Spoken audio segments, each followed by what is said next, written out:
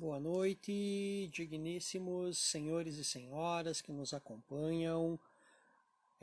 Mais uma vez, uma grande alegria estar junto a todos. Eu sou muito franco em dizer que a receptividade de todos para com esse material que está sendo novamente apresentado para vocês, agora de uma forma muito mais bem estruturada, mais bem apresentada, focando neste nosso projeto particularmente e unicamente. É uma alegria perceber e receber todas as semanas, todos os dias, alguns contatos. É óbvio que falamos de um número muito reduzido de pessoas que são afins a este tema, mas mesmo assim eu agradeço a cada um que nos acompanha, que faz, de certa forma, parte deste projeto. Então, eu agradeço, agradeço a cada um. Agradeço também por estarem divulgando esse projeto para seus próximos, para aqueles que são afins a este tema e que, de certa maneira, é o nosso pagamento por trabalharmos com este projeto. Esta perpetuação de um legado que é feita da nossa parte dessa forma também, querendo atingir cada vez mais o número de interessados, é parte da tradição, é parte deste trabalho tradicional em cima e em prol da iniciação ocidental. Então, novamente, para não ser redundante, mas eu agradeço a cada um pela participação, pela presença, pela companhia. Então, antes de mais nada, eu peço ao grande Deus, aos mestres cósmicos da Fraternidade Branca, a Yeshua, que é o Cristo, o iniciado perfeito, a Ruach HaKadosh, que é o Espírito Santo, ao nosso muito caro Arcanjo Micael, aos Beni Elohim, a Elohim Tsavaot e as luzes crísticas de Hod, que permitam que o nosso caro Anauel esteja aqui presente conosco e que permita que toda palavra dita, proferida, intencionada, seja feita dentro dos princípios da beleza, da bondade e da justiça. Nem mais e nem menos que isso. E que assim seja. Partimos então hoje para a continuidade dessa nossa caminhada, tratando sobre as ciências sagradas. O que são as ciências sagradas? Eu gosto de repetir. São os pilares que sustentam a tradição esotérica do Ocidente. De certa forma, elas também, na sua própria linguagem e apresentação, sustentam também a tradição sagrada do Oriente, a tradição esotérica iniciática do Oriente. Por que eu digo isso? Porque sabemos que os orientais também dominam a arte da alquimia, também têm uma astrologia ao seu modo, toda uma compreensão zodiacal específica deles. A própria arte da Cabala também existe numa determinada linguagem para os orientais, o hermetismo da mesma forma. Então, quando tratamos destas 4 ciências sagradas, nós as decodificamos aqui no nosso projeto e com estes nomes, as quais eu cito, como alquimia, astrologia, cabala e hermetismo, nós definimos isso pelo prisma de ocidentais e avaliando essas leis, estes princípios sagrados, por esta ótica da tradição ocidental. Os orientais utilizam das mesmas ciências, mas com outros nomes e na sua visão iniciática de orientais. No aprofundamento do nosso trabalho sobre as ciências sagradas, nós temos cerca de mais 11 episódios para serem apresentados para vocês como aprofundamento destes primeiros 3 ou 4 episódios sobre as ciências sagradas. Então, no aprofundamento deles, nós vamos avaliar algumas questões sobre a objetividade e subjetividade destas leis cósmicas, destas leis divinas. Volto a lembrar, avaliamos elas pelo olhar, pelo prisma da iniciação ocidental. Os orientais, obviamente, vão ter o seu olhar. Lembrando também que um dos nossos projetos é ir para a terceira temporada da História da Luz, é tratar sobre a tradição primordial. Então é um projeto, ao momento é algo que está sendo estruturado. Como será feito, isso fica lá para a terceira temporada. Temos bastante material para apresentar para vocês.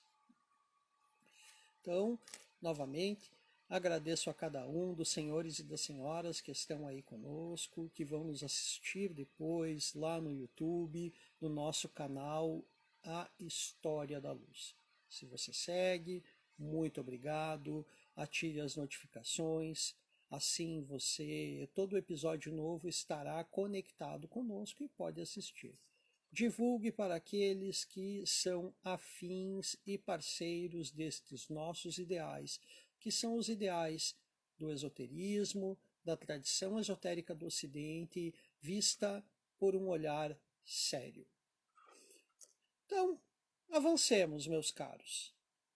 Vamos, então, continuar o assunto, continuar o nosso tema, como já abordamos, né? Todos sabem, as ciências sagradas para nós são 4 que trabalhamos no episódio anterior com a alquimia e a astrologia, e hoje continuaremos tratando sobre a cabala e o hermetismo.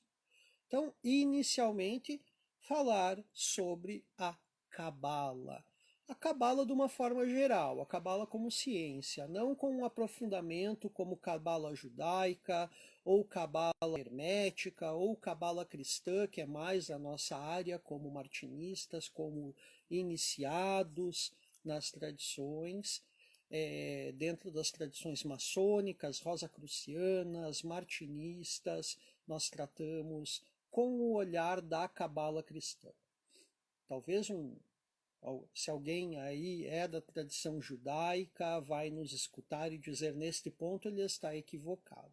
Eu posso te dizer que podem haver equívocos e diferenças em olhares sobre conceitos tradicionais, mas a cabala é uma ciência que não está aberta a experimentalismos. Então quer dizer que tudo que é visto por este olhar é desta forma e é engessado, então por isso que é tradicional.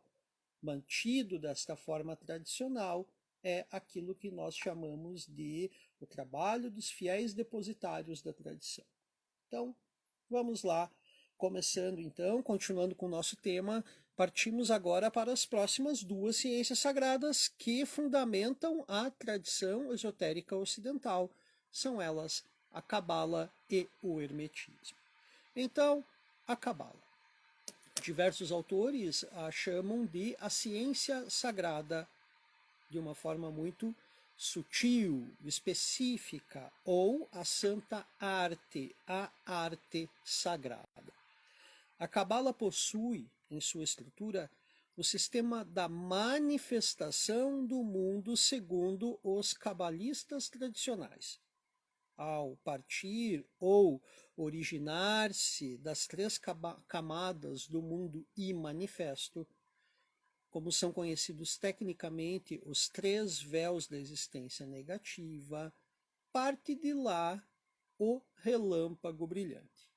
O relâmpago brilhante cria, forma e manifesta, ele é originado, então ele cria, forma e manifesta as 10 condições ou sefirot, também chamadas de a década, o conjunto das 10 sefira.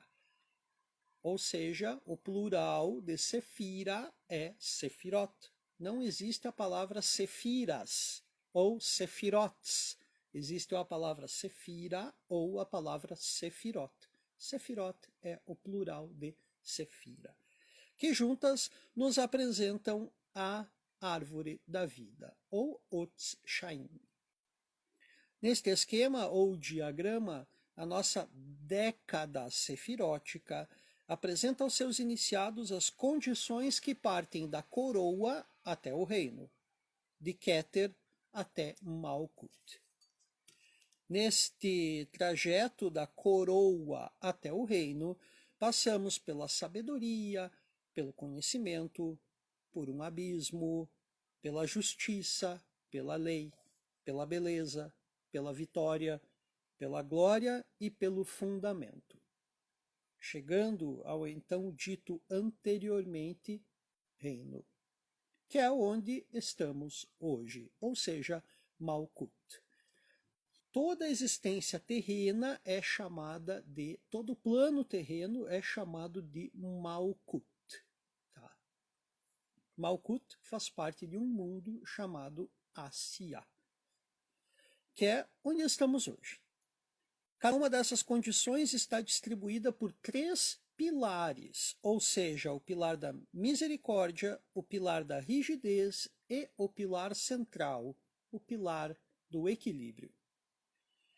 Se está subjetivo demais, imagina então usando a terminologia hebraica cabalística, seja Keter, Chochma, Binah, Dat, Hesed, Gevurah, Tiferet, Netzah, Hod, Yesod e Malkut?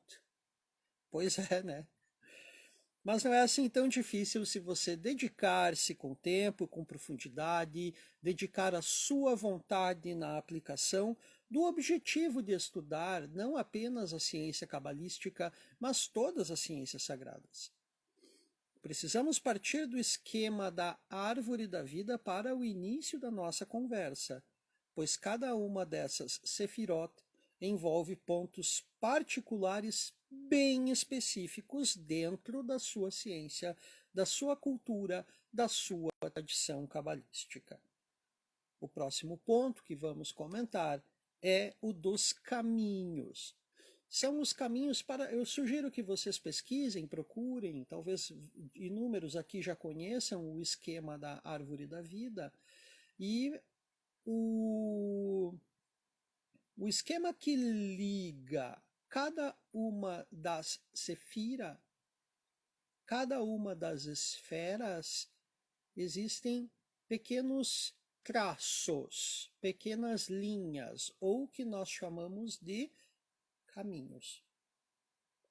Cada um desses caminhos liga a cada uma das esferas, como dito, cada uma das sefirot. Esses caminhos, com a devida importância, são em número de 22. As sefirot são em número de 11. Os caminhos em número de 22, sendo cada um para cada letra do alfabeto hebraico. Tá?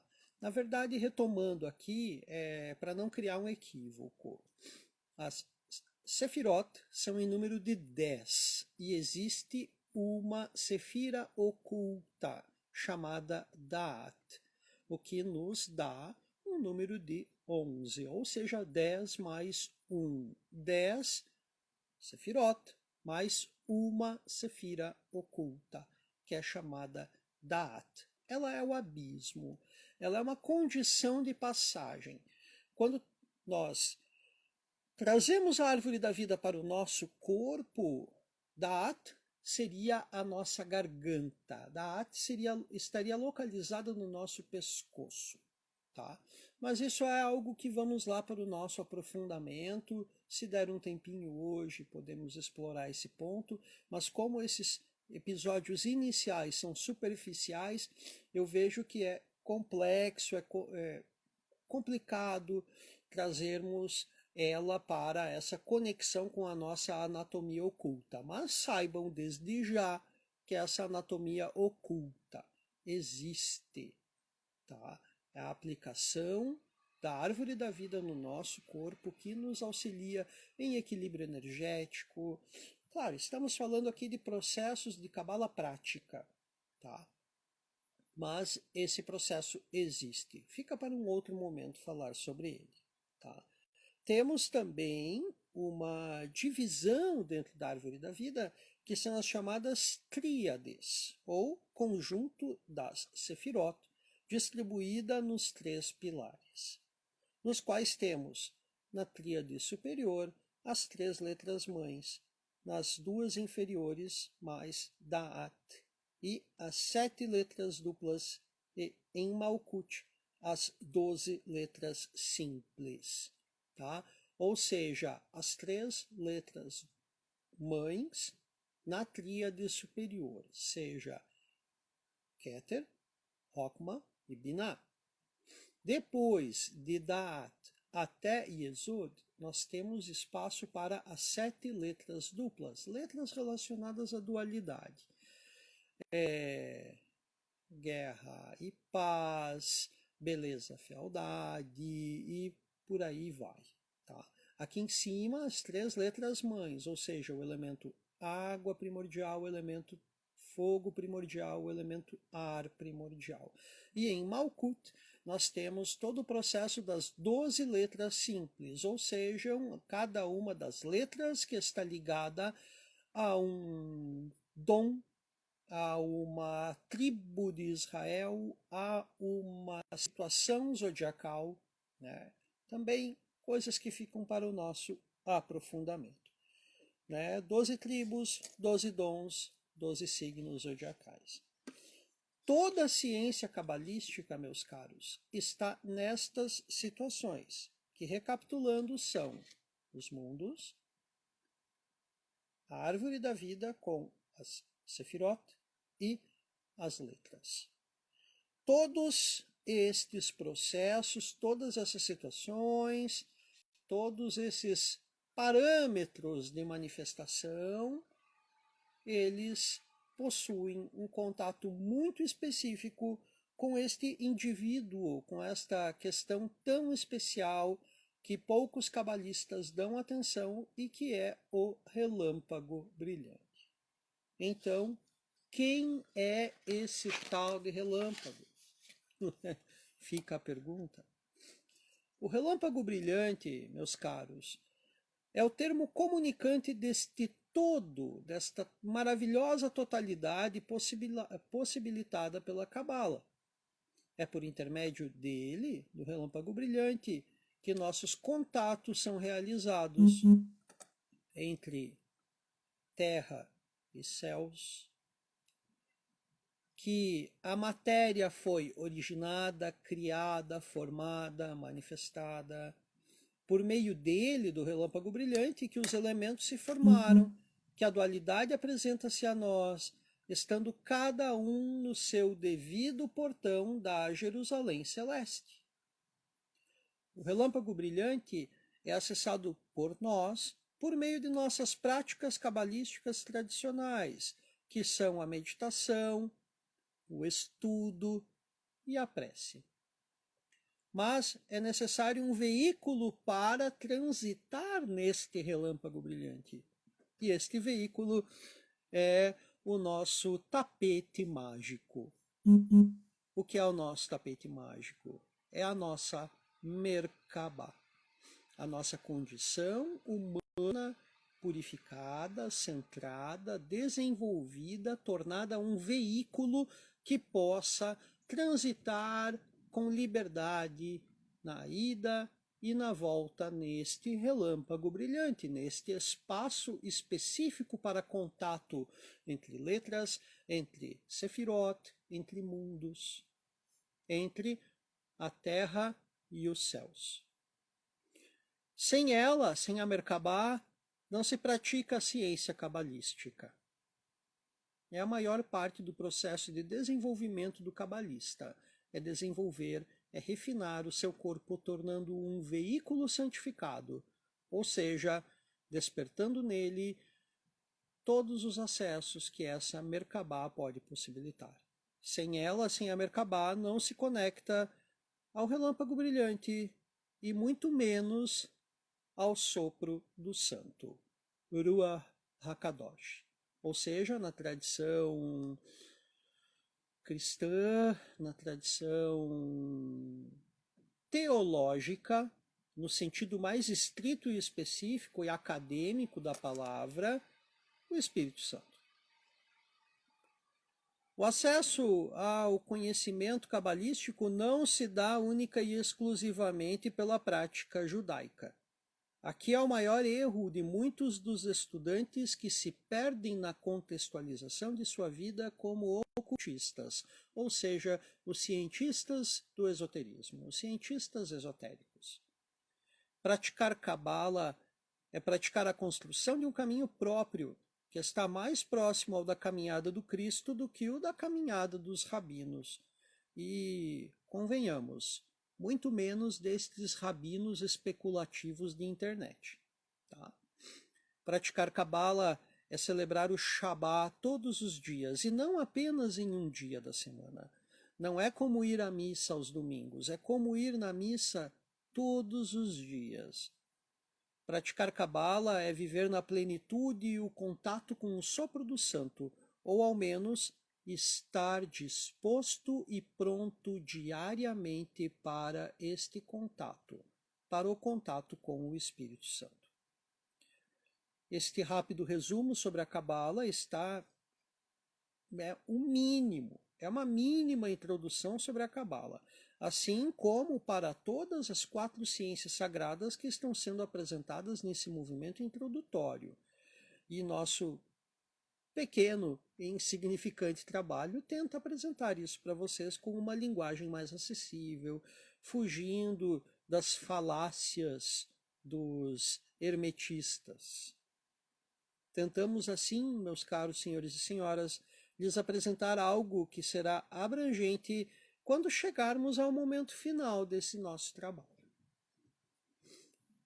Vejam, estudar Cabala é estar disposto a uma prática que te conduz não apenas ao acesso de um conhecimento ancestral e tradicional, mas é um trabalho prático, diário, que te leva com toda a possibilidade ao caminho da autoiniciação, da autorrealização e, por que não, da santificação deste corpo, desta caixa de carne, desta encadernação atual, como diz muito bem o meu irmão mais velho, Nelson Real Júnior, meu instrutor de Cabala Cristã.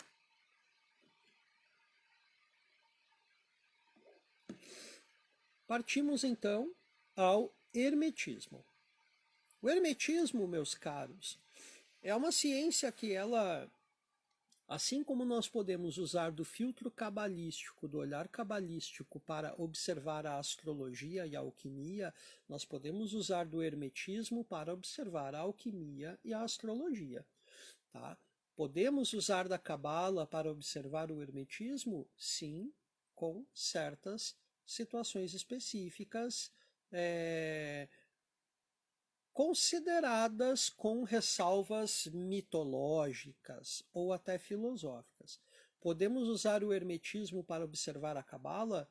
A mesma coisa se aplica, tá? Com ressalvas mitológicas e filosóficas. Quando eu falo de mitológico, eu estou falando de mitologia mesmo, tá? Você quer estudar astrologia, tu tem que ter um conhecimento de mitologia grega, romana, persa, muçulmana, com certa profundidade, se você quer ser um estudante sério. Assim se dá em cada uma dessas 4 ciências, destas 4 artes. Tá? E isso não é para desencorajá-los, é sim para trazer informações palpáveis, necessárias para que vocês tenham uma segurança na caminhada desse estudo que é tão específico, tão abrangente, que é a tradição esotérica do Ocidente. Tá?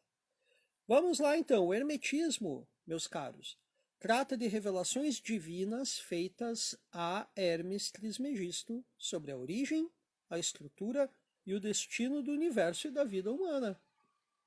Eles são compilados em uma coleção de textos ou livros que são conhecidos por nós como Corpus Hermeticum. Faz ideia de que sua compilação ocorreu nos primeiros séculos de nossa era cristã, em Alexandria, por iniciados egípcios. Este período, assim como falamos quando tratamos sobre a alquimia no programa anterior, ocorreu no período chamado Ptolomaico, onde as culturas grega e romana estavam em pleno contato com a cultura dos egípcios. Se diz que quando um povo escreve algo da sua tradição, do seu esoterismo, é porque este povo está percebendo a sua decadência. Quando falamos de tradição, e falamos também da tradição primordial, nós saímos de um termo que é chamado a tradição oral, que é a palavra dita e palavra ouvida, ou seja, aquele termo antigo utilizado na instrução tradicional, que é de boca a ouvido. Quando esses povos ou seus sábios começavam a perceber uma decadência nos seus iniciados, ou um processo, assim como os atlantes previram 1000 anos antes o seu cataclisma e mandaram iniciados para todos os lados do mundo, todas as tradições percebem que há necessidade para que a tradição não se perca, passar esta palavra dita e ouvida para a palavra escrita. Claro, dependemos aqui também de que cada povo tenha o conhecimento, ou tenha formulado, descoberto, criado, inventado, recebido uma linguagem escrita, né? Hoje para nós é meio esquisito falar sobre isso, mas nos referindo a um período de cerca de 5.000 anos atrás, quando os sumérios estavam desenvolvendo a escrita cuneiforme junto com os acadianos, né? De forma geral seria mais ou menos isso, tá? Claro, se a gente pegar a história, a gente vai ver que o que aconteceu na Suméria, o que aconteceu com os acadianos foram fenômenos muito particulares e específicos, mas eram povos vizinhos, povos próximos, tá? A partir do momento que este povo então dominava uma linguagem escrita e percebia a necessidade de escrever a sua tradição, ele assim o faria. Isso aconteceu com os tibetanos, aconteceu com os maias, aconteceu com os egípcios, aconteceu com inúmeros povos. Tá? Então, estes povos percebendo a sua decadência, passava da tradição oral, a tradição ouvida, para a tradição escrita. Tá? Avancemos. Hermes é conhecido por grande Deus, muito, muito grande. Logo, 3 vezes grande.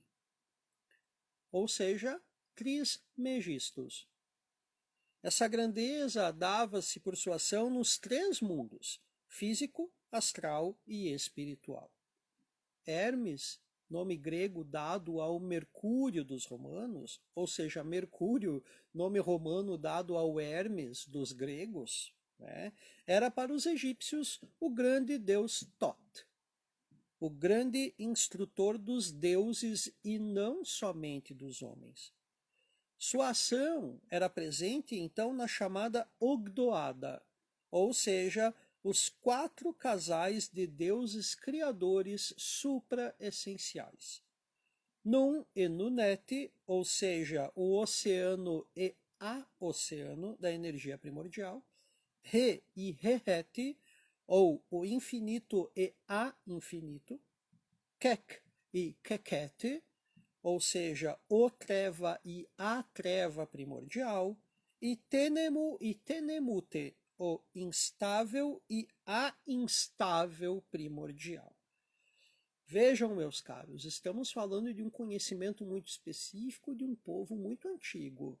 Essas situações, se avaliarmos o oceano de energia primordial, o infinito, a treva, a instabilidade, tudo isso gera para nós parâmetros ligados a conhecimentos que vão nos levando ao aprofundamento do conhecimento hermético. Estes, sob a direção de Thoth, geram o ovo cósmico primordial, que contém a luz primordial que nasce no oceano de energia primordial, ou seja, Ra. Assim temos a Enéada, a Ogdoada mais um, ou a Enéada hermopolitana.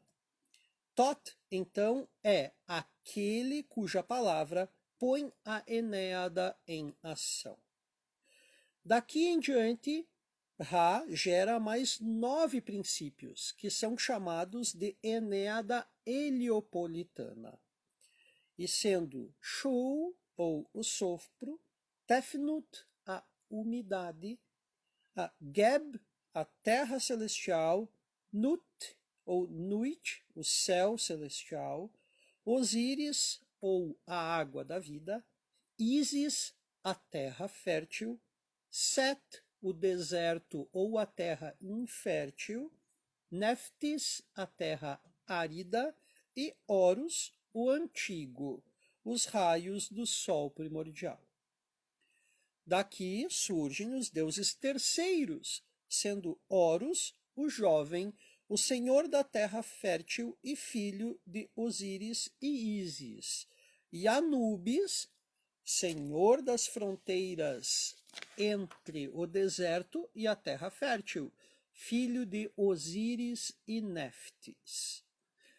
Este caso é bem interessante de ser estudado dentro da mitologia dos deuses egípcios, quando Neftis se disfarça de Ísis e vem a ter com Osíris. O conteúdo de toda essa mitologia, que possui, assim como todas as ciências anteriores, um conteúdo astrológico, referências alquímicas e também princípios cabalísticos, nos apresenta revelações das verdades divinas e não produtos da razão humana.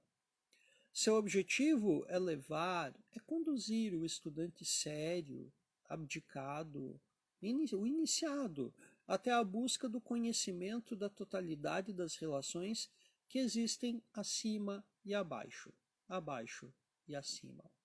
Isto é hermetismo. Essa ciência das relações, ela é importantíssima, principalmente no quesito do nosso desenvolvimento da gnose interior.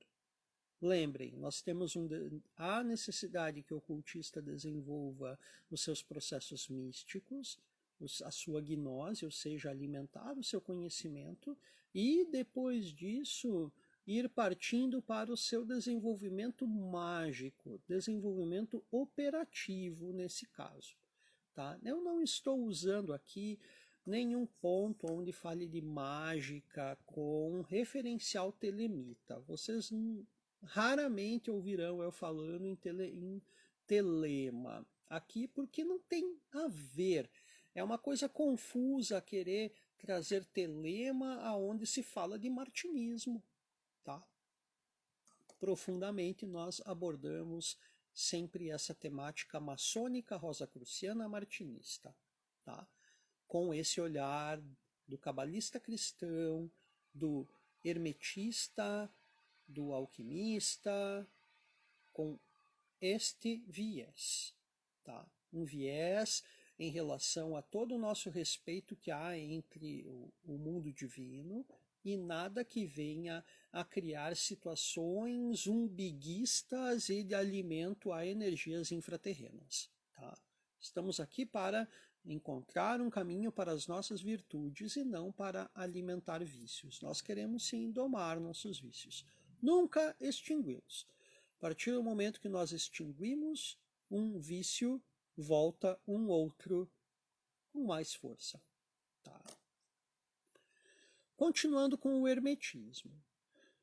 O hermetismo afirma que o ser humano tem a necessidade de conhecer Deus para realizar assim a sua completude. Ou melhor, a necessidade da existência humana é realizar o conhecimento de Deus, ou seja, a teosofia, pois assim é que Deus realiza a necessidade dele mesmo de se fazer conhecido pelo homem, pelo ser humano. O conhecimento de Deus pelo ser torna-se o conhecimento de Deus por ele próprio. Esta é uma das situações mais interessantes do estudo do hermetismo. Como na Cabala nós temos aquele, não vou dizer mito, porque não é um mito, mas aquela relação do espelho, que o princípio de Deus, a necessidade, né? Lembrando que os cabalistas não teorizam sobre Deus, mas de fazer a grande imagem ver-se refletida na pequena imagem. Entende? O grande Deus se ver refletido no homem. Este é o nosso intuito. Tornar o nosso coração extremamente puro para que ele se torne um espelho para que nós vejamos Deus refletidos em nós mesmos. Percebam, a caminhada da autorrealização, a caminhada da autoiniciação é séria dessa forma. E temos inúmeras ferramentas. O intuito do projeto A História da Luz é possibilitar para vocês o conhecimento da existência dessas ferramentas por meio da iniciação. Tá? Teremos alguns trabalhos, temos uma série pronta sobre religiões e religiosidades, que será bem interessante de ser estudada, mas a nossa caminhada é sempre conduzi-los ao esoterismo e não ao exo.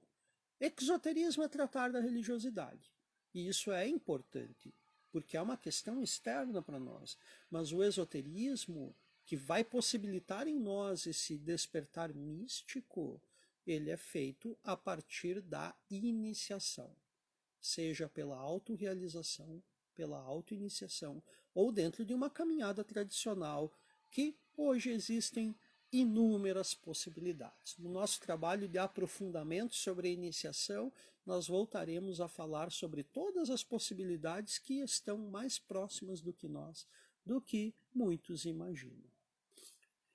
O hermetismo propõe uma iniciação hermética. É meio redundante, mas ele propõe um caminho iniciático, onde é conhecida por via da imortalidade, onde, em primeiro lugar, o ser humano parte em busca do conhecimento de si mesmo.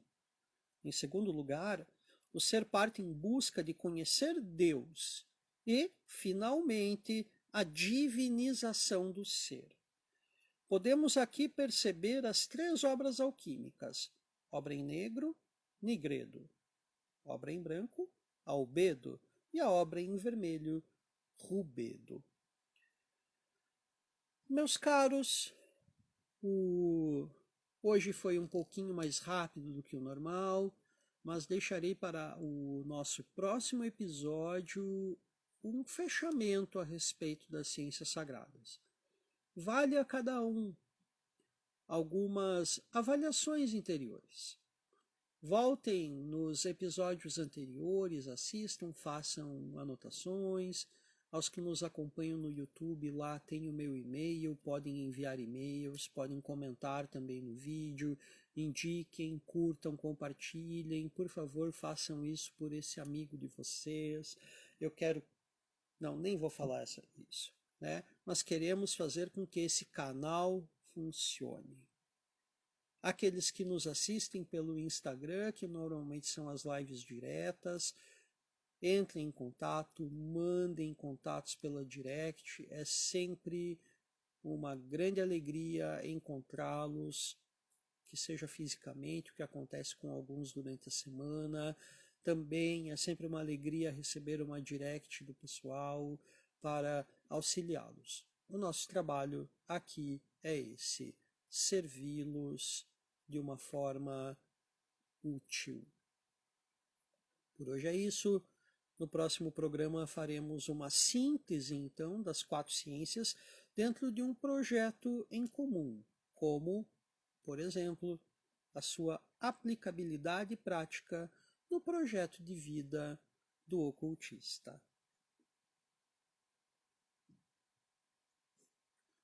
Muito obrigado a vocês que nos assistem e fiquemos todos no bem sempre.